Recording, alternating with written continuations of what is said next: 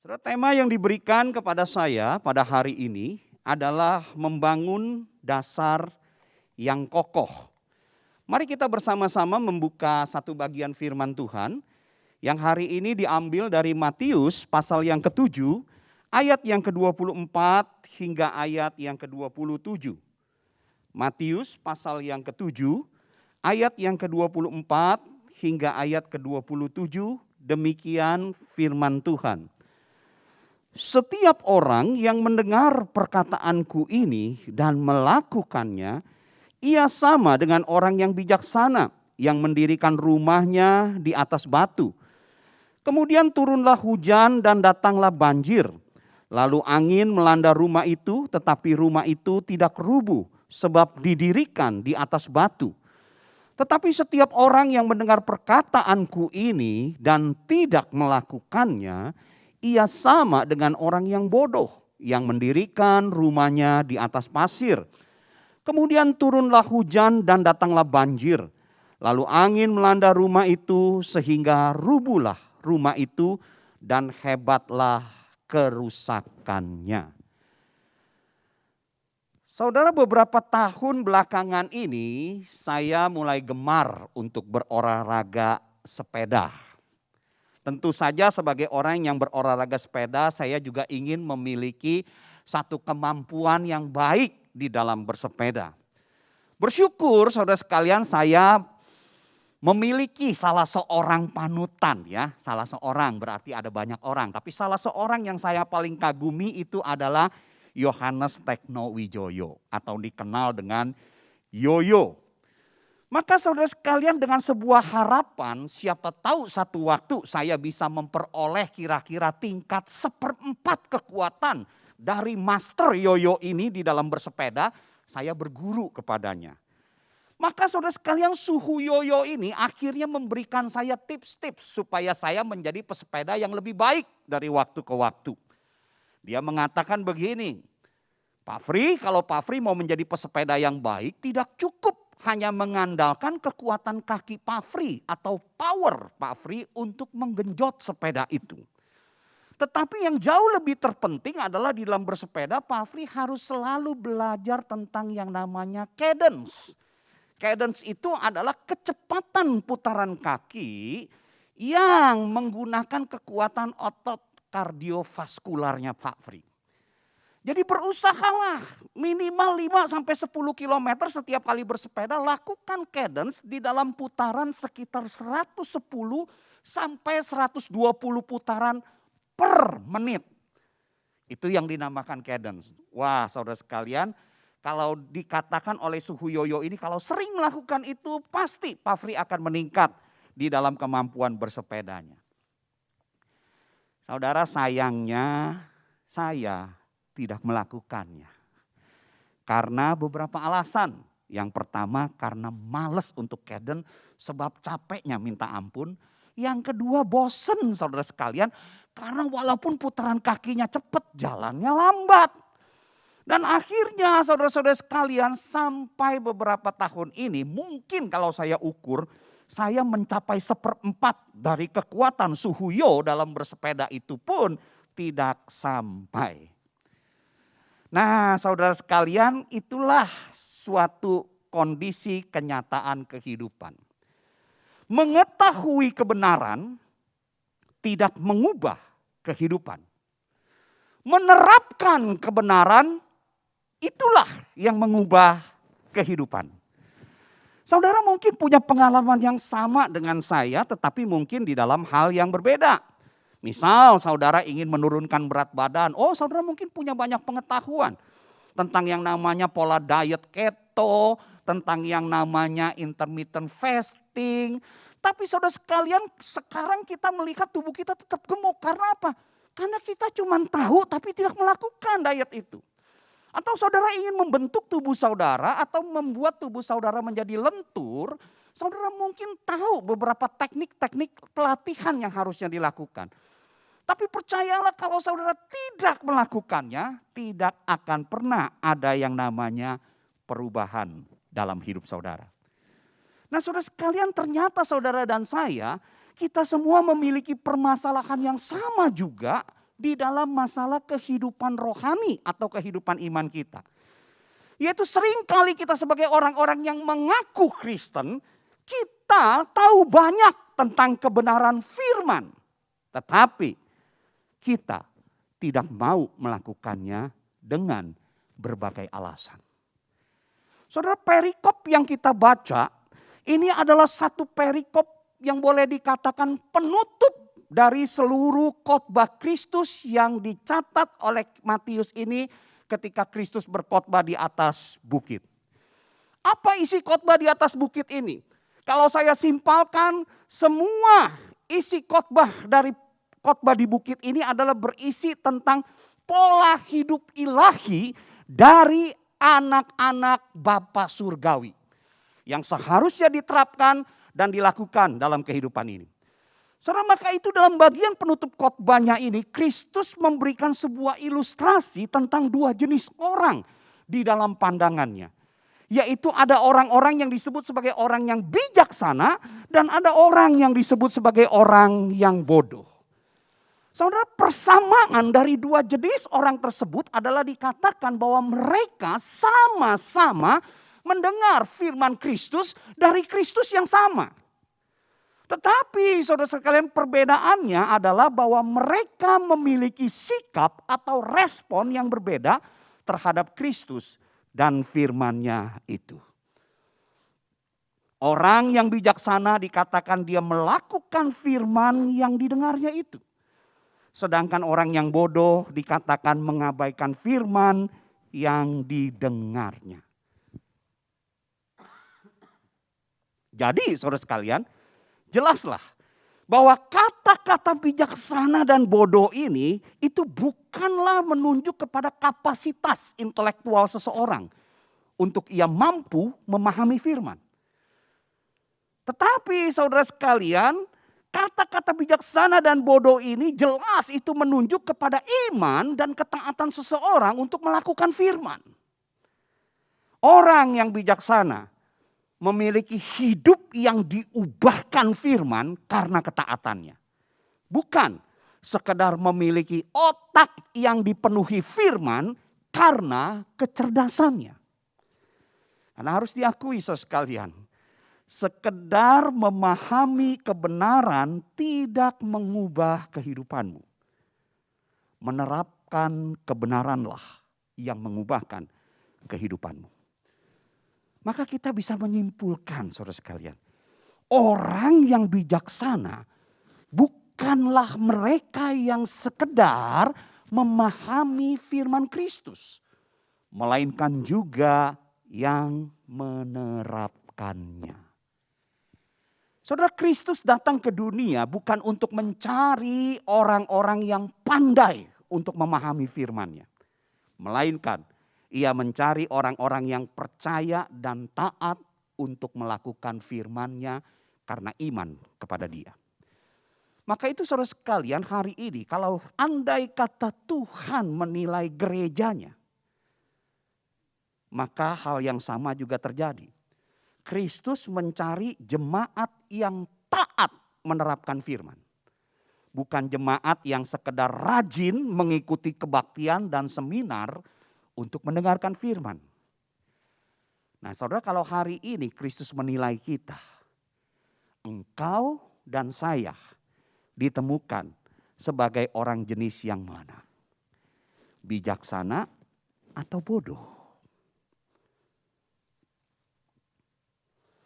Saudara, kalau kita membaca firman Tuhan ini dengan lebih jelas kemudian, Kristus menggambarkan dua jenis orang ini sebagai orang yang sama-sama membangun rumah. Mereka sama-sama membangun rumah yang kalau kita lihat mungkin sama-sama indah dari luarnya. Sama-sama bagus dari luarnya. Tetapi saudara, apa yang membedakan kedua rumah itu adalah di atas fondasi apa mereka itu membangunnya. Saudara, rumah dari orang yang bijaksana itu dikatakan didirikan di atas batu. Ini artinya dia merujuk pada suatu lapisan tanah yang keras dan kokoh sehingga fondasinya itu bersifat solid, bersifat stabil dan tidak mudah bergeser apabila mungkin mengalami tekanan-tekanan tertentu. Saudara, hal ini sebenarnya ingin menggambarkan bahwa orang bijaksana tersebut adalah orang yang menjadikan Kristus dan firman-Nya sebagai dasar dari segala aspek kehidupannya. Maka itu segala pembangunan kehidupannya, segala kelakuannya itu selalu didasarkan kepada iman dan ketaatan kepada Kristus dan firman-Nya itu. Jika ia harus memberi, maka ia akan lakukan itu bagi Kristus dan demi Kristus. Bukan untuk memuliakan diri sendiri. Saudara, mudah enggak untuk hal ini? Oh, enggak mudah saudara sekalian. Kenapa? Karena jangan pernah lupa, berhala yang paling besar di dalam diri manusia itu adalah the self. Diri kita sendiri. Kita selalu ingin memuliakan diri kita sendiri. Maka itu saudara sekalian, untuk melakukan firman diperlukan iman dan ketaatan kepada Kristus. Orang seperti ini saudara, jika ia berjuang untuk kekudusan hidupnya, oh ia lakukan demi Kristus yang telah menguduskannya di atas kayu salib, dan Kristus yang mencintai kekudusan itu. Saudara, tidak mudah bukan untuk hal ini? Karena apa saudara sekalian? Karena yang namanya setiap godaan yang membawa kita jatuh ke dalam dosa itu selalu muncul di dalam sebuah jerat yang bernama kebutuhan kita. Gak mudah untuk ini tanpa ketaatan kepada Kristus dan firman-Nya. Saudara, kita tidak akan mampu untuk melakukannya. Orang yang bijaksana, saudara, jika ia harus berdamai dengan orang yang bermasalah dengannya, ia lakukan karena Kristus dan firman-Nya. Sekalipun mungkin tidak nyaman bagi perasaannya. Saudara, memulai sebuah perdamaian dengan orang yang bermasalah dengan kita, sekalipun dia yang salah, itu membutuhkan kerendahan hati dan penyangkalan diri. Orang yang bijaksana dia akan lakukan demi Kristus. Bukan karena layak atau tidak layaknya orang tersebut untuk berdamai dengan kita. Saudara, ini tidak mudah kalau tanpa ketaatan kepada Kristus dan firman-Nya sulit untuk dilakukan. Jika ia harus mengampuni dan mengasihi musuh, maka ia lakukan demi kasih dan ketaatan kepada Kristus sekalipun berlawanan dengan hasrat manusiawinya.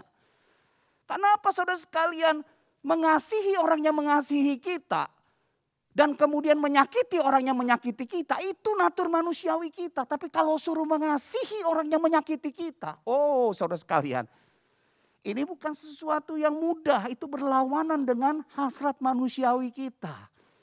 Hasrat manusiawi kita adalah kalau bisa ketika orang melempar kita dengan batu, kita akan membalasnya melempar dia dengan bunga. Tapi berikut pot-pot batunya yang ada pada bunga itu. Kamu jahat sama saya mungkin bisa lebih jahat daripada kamu. Tetapi saudara sekalian, pola hidup yang ditentukan bagi anak-anak Bapa Sorgawi itu adalah mengasihi musuh. Saudara, tanpa ketaatan kepada Kristus dan firman-Nya, maka tidak mungkin kita akan bisa melakukannya karena berlawanan dengan hasrat manusiawi kita. Maka itu saudara sekalian, taat kepada Kristus dan firman-Nya merupakan satu alat ukur. Apakah kita sungguh-sungguh menjadi orang yang bijaksana yang dikatakan mengasihi Kristus dengan segenap hati, segenap jiwa dan segenap kekuatan kita. Oleh karena itu saudara sekalian, jika kita belum pernah melakukan sesuatu yang sulit demi Kristus, hampir dapat dipastikan sesungguhnya kita belum mengasihi Kristus. Saudara, ini harus menjadi ukuran bagi kita yang selama ini seringkali mendengar firman. Baik dalam setiap kebaktian, seminar, webinar, kelas pembinaan, PAI dan lain sebagainya. Sungguhkah kita mengasihi Kristus dengan taat melakukan firman-Nya? Sedangkan saudara sekalian, rumah orang yang disebut sebagai orang bodoh dikatakan dibangun di atas pasir. Sehingga fondasinya bersifat rapuh dan tidak kokoh. Hal ini saudara sekalian menggambarkan bahwa orang yang disebut bodoh ini adalah sebagai orang yang membangun kehidupan dan segala kelakuannya di luar iman dan ketaatan kepada Kristus. Sekalipun ia mendengar firman yang sama dari Kristus yang sama. dengan orang yang disebut tadi sebagai orang bijaksana. Saudara, orang yang seperti ini tidak selalu jalan hidupnya itu penuh dengan pergumulan, kesusahan. Enggak selalu. Orang yang seperti ini bisa saja sampai akhir hayatnya di bumi ini ada dalam kondisi baik, sehat, makmur, lancar, sejahtera, dan bahagia. Namun, akan ada satu waktu yang akan membuat orang ini menyesal dengan semua pilihan dan tindakannya tersebut. Jadi saudara, jelaslah, gambaran ini bukan sedang mengkontraskan antara orang Kristen dengan orang yang bukan Kristen. Melainkan sedang mengkontraskan antara orang yang mengaku Kristen dengan iman yang sejati atau dengan iman yang palsu. Maka itu kalau saudara membaca kata-kata Kristus. Kristus dengan jelas dia pernah berfirman dan berkata begini. Jawab Yesus, jika seorang mengasihi aku, ia akan menuruti firman-Ku. Dan Bapa-Ku akan mengasihi dia dan kami akan datang kepadanya dan diam bersama-sama dengan dia. Barang siapa tidak mengasihi aku, ia tidak menuruti firman-Ku. Dan firman yang kamu dengar itu bukanlah daripadaku, melainkan dari Bapa yang mengutus aku. Jadi saudara, barang siapa yang mengasihi Kristus, dia taat kepada firman. Dan dikatakan ketika dia mengasihi Kristus dan taat kepada firman-Nya, Allah akan hadir dan berdiam di dalam hidup orang itu. Penyertaan Allah akan menyertai dalam segala permasalahan yang mungkin akan dilalui oleh orang tersebut. Tetapi barang siapa yang tidak mengasihi Kristus dan tidak menuruti firman-Nya, dikatakan, jangan pernah lupa, firman yang kamu dengar itu bukan berasal daripadaku tapi dari Bapa-Ku yang di sorga. Dan satu waktu firman itu akan menjadi hakim bagimu. Maka itu saudara sekalian, kesejatian iman ini satu waktu itu akan terungkap. Yaitu diilustrasikan oleh Yesus sebagai saat datangnya banjir dan hujan. Saudara, istilah banjir seringkali dipakai di dalam perjanjian lama untuk menunjukkan kepada datangnya hari penghakiman Tuhan. Jadi pada satu saat hari itu akan terjadi. Dan Kristus juga berkata di dalam khotbahnya, kalau saudara membaca Matius 7 ayat 21 sebelum perikop yang kita baca tadi, Yesus berkata bahwa ukuran penghakiman Tuhan itu sangat jelas. Yang dia katakan dalam firman-Nya bahwa bukan setiap orang yang berseru kepadaku Tuhan, Tuhan akan masuk dalam kerajaan sorga. Melainkan dia yang melakukan kehendak Bapa-Ku yang di sorga. Jadi saudara sekalian, jika saat penghakiman Tuhan ini terjadi, maka saya mau katakan itu adalah titik di mana tidak ada lagi kesempatan untuk kembali dan bertobat lagi. Pada saat itu setiap orang hanya akan menyadari bahwa dia itu orang yang bersyukur karena dia menjadi orang yang bijaksana dalam pandangan Tuhan. Atau akan tertunduk dan menyesali segala keputusannya dalam hidup ini karena ditemui Tuhan sebagai orang yang bodoh di hadapan Tuhan. Maka itu saudara sekalian, iman yang sejati dalam hidup Kristen bukanlah tentang persetujuan intelektual kita terhadap firman. Tetapi tentang tindakan spiritual di dalam iman dan ketaatan kepada Kristus dan firman-Nya. Orang bijaksana yang ada dalam iman sejati ini bukan hanya akan menghasilkan kelakuan yang memuliakan Tuhan dalam kehidupannya, tetapi juga satu waktu akan mendapatkan penghormatan Tuhan pada saat penghakiman Tuhan yang adil dinyatakan. Saudara, pada saat itu engkau dan saya ketika berdiri di hadapan penghakiman Tuhan, engkau ingin ditemukan sebagai orang yang bijaksana atau orang yang bodoh di hadapan Tuhan. Saudara, silakan putuskan sekarang sebelum terlambat. Saudara, ada sebuah cerita, ini hanya cerita rekaan saudara sekalian. Zaman dahulu kala dikatakan ada seorang yang membuka bisnis kebun binatang. Saudara, di pintu masuk kebun binatang itu dia pasang tarif tiket $30 per orang. Tetapi tidak ada satu orang pun yang mau masuk ke kebun binatang itu. Karena beberapa lama saudara sekalian tidak ada pengunjung, maka tiket pun ia turunkan harganya menjadi $20. Tetapi tetap tidak ada seorang pun mau masuk. Dikarenakan masih tidak ada juga pengunjung, akhirnya ia turunkan lagi tarif tiket menjadi $10. Dan tetap tidak ada pengunjung yang masuk. Akhirnya saudara, ditulislah pengumuman di pintu masuk itu dengan sebuah kata-kata tulisan yang besar.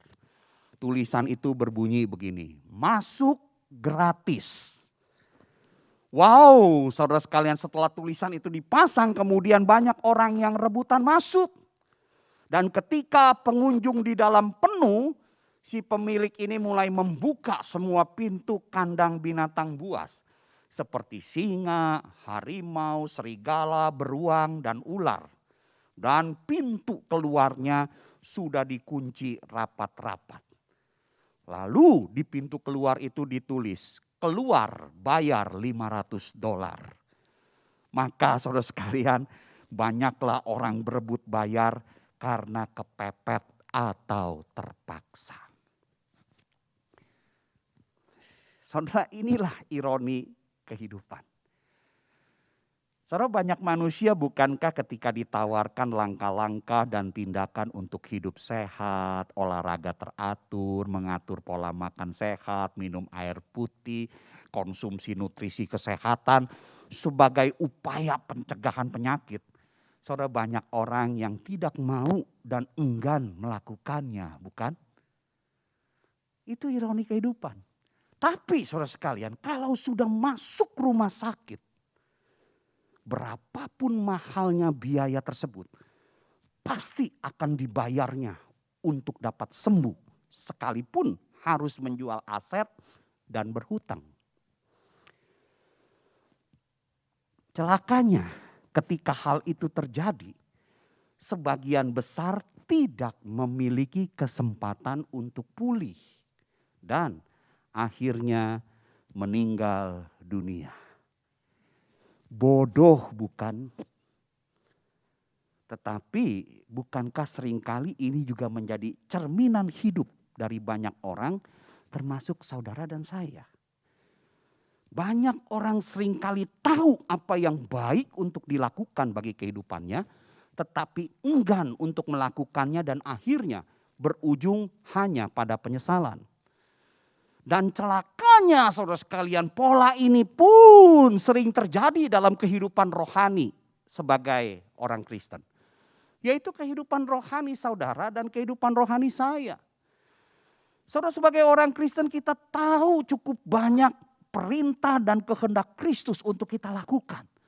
Tetapi seringkali kita tidak mau melakukannya dengan berbagai alasan. Itu terlalu idealis. Oh, saya bukan malaikat sehingga harus melakukan itu. Oh, Pak Pendeta, kita masih hidup di dalam dunia. Oh, saudaraku yang kekasih, iman saya kecil, tidak besar seperti orang tersebut. Dan lain-lain. Tetapi hari ini firman Tuhan ingatkan kita. Satu peringatan yang harus terus kita ingat baik-baik.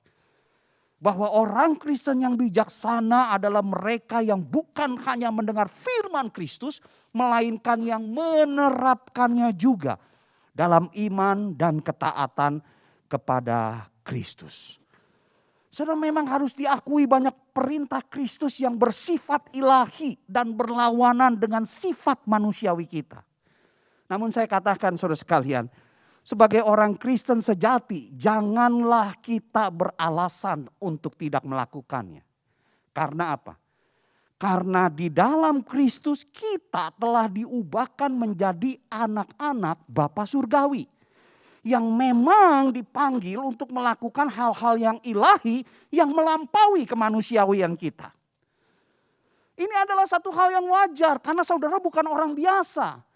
Sebagai orang Kristen saudara disebut sebagai anak-anak Bapa surgawi. Sehingga sudah seharusnya kita melakukan pola hidup ilahi dalam kehidupan kita. Jadi jangan beralasan saudara-saudara. Karena di dalam Kristus kita telah diubahkan. Dari yang namanya orang-orang dunia menjadi anak-anak Bapa surgawi. Dan yang kedua saudara sekalian sebagai orang Kristen janganlah kita juga merasa tidak berdaya untuk melakukan apa yang Kristus firmankan. Karena apa saudara sekalian? Karena di dalam Kristus kita itu telah dimateraikan juga. Dengan pribadi Allah ketiga yaitu Roh Kudus yang diam di dalam kita. Roh inilah yang akan menolong dan memampukan kita untuk melakukan hal-hal yang ilahi dalam kemanusiawian kita. Saudara lihat saudara sekalian ya. Betapa dahsyat dan hebatnya Tuhan kita. Saudara jikalau Tuhan menyatakan perintahnya. Ia pasti telah terlebih dahulu menyediakan sumber kekuatan yang memampukan kita untuk melakukannya. Saudara maka itu berbahagialah para Kristen sejati yang bukan hanya menjadi pendengar firman, melainkan juga yang melakukannya. Tuhan dipermuliakan dalam hidup kita dan satu waktu kita akan bersuka cita pada saat hari penghakiman Tuhan dinyatakan. Tuhan memberkati kita, mari kita berdoa. Bapa terima kasih untuk kebenaran firman-Mu. Biarlah kiranya firman-Mu ini menolong kami. Supaya kami bukan hanya menjadi pendengar, tetapi kami menjadi orang-orang yang menerapkan firman-Mu. Di dalam iman kepada Kristus dan di dalam ketaatan kepada firman-Mu. Kami lemah, kami tidak berdaya, tapi kami bersyukur. Di dalam Kristus segala kekuatan itu telah tersedia. Tinggal permasalahannya kami mau menaklukkan diri dalam pimpinan-Mu atau tidak. Berikan hati yang tidak memberontak. Sekalipun firman-Mu itu mungkin sulit untuk kami lakukan. Terima kasih Tuhan. Berkati setiap jemaat-Mu dimanapun mereka berada. Mampukan mereka bukan hanya menjadi pendengar, tetapi juga pelaku firman. Sehingga satu waktu kami akan ditemukan Tuhan sebagai orang yang bijaksana. Yang bukan hanya memuliakan Tuhan dalam kehidupan kami, tetapi juga satu waktu kami akan menerima penghormatan Tuhan. Ketika penghakiman Tuhan yang adil itu dinyatakan. Terpuji nama-Mu, demi nama Tuhan kami Yesus Kristus, kami berdoa. Amin.